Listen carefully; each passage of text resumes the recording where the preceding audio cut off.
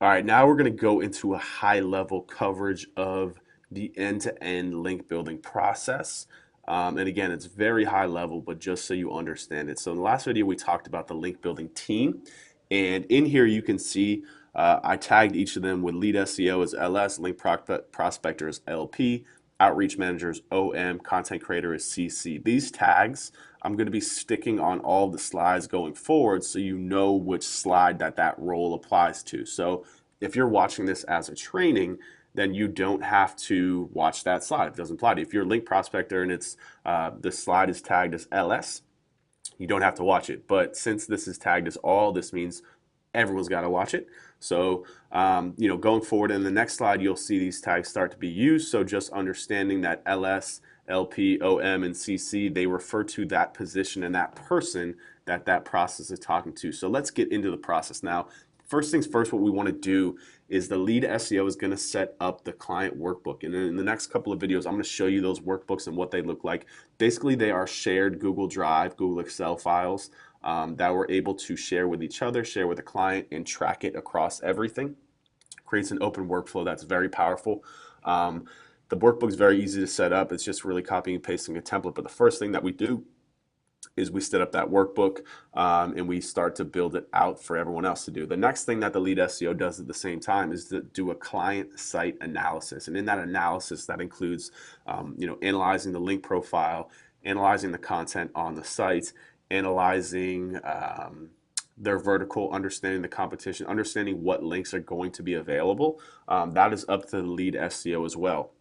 Next, after that, the lead SEO is going to assign targets and keywords. So for example, if we're working with that shoe store, we're going to assign the actual pages that we're going to be building links to and the keywords that are associated with them.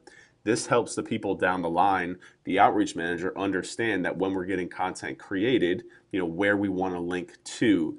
And these targets are all based on keyword volume, on current rankings, which I'll cover in a later video. But the lead SEO is going to build that into the workbook so it's communicated down the chain of where we're going to be building links to.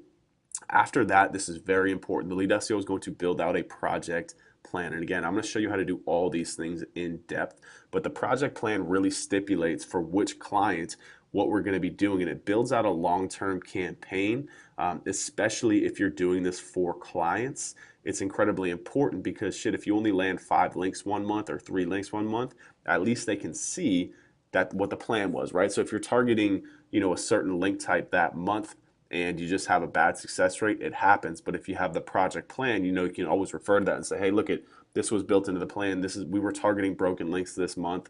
They have a traditionally low success rate. But again, I'll also show you how to overcome that by targeting different link types. But the project plan is just really important, especially if you're working with like this across 20 clients. It helps you to stay organized and stay on top of everybody that's involved in the process across all these clients. So a project plan is really key. And again, that's up to the lead SEO, who not only serves as the SEO, but as the project manager. After that, it gets passed over to the link prospector, who goes out and finds and records opportunities based on what the client set is and what we're targeting. And again, we talked about this in the past one. All they are doing is going out and finding and recording opportunities. Very straightforward. After that, the outreach manager is going to set up a new Gmail. And again, this can really be going on while this is all going on. The new Gmail, I'll talk about it, but basically we want to create a persona for each link outreach target that we're doing. And also just to have it in a separate Gmail so it doesn't get confused with other emails. And that email is only being used for link building and link outreach so everything stays organized and on task. After that, they're going to start sending outreach templates to the prospects. So again, just going down the list of prospects and starting to send those outreach emails to them. They're going to be communicating the content needs of the creator. So after they send the outreach email, if somebody comes back and says, hey, yeah, we'd love to have a guest post, or hey, yeah, we'd love to have a pitch, or hey, yeah, we'd love to have an infographic or a photo gallery, whatever that value piece is, they're going to communicate that to the content creator.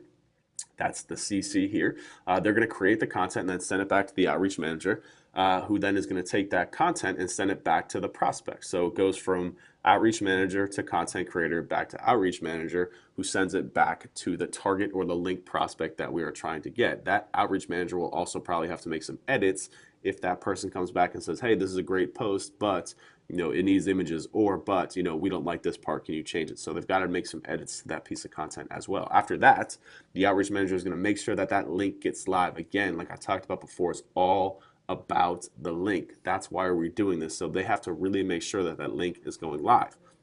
After that, they're going to make sure that they're tracking and recording it in the workbook.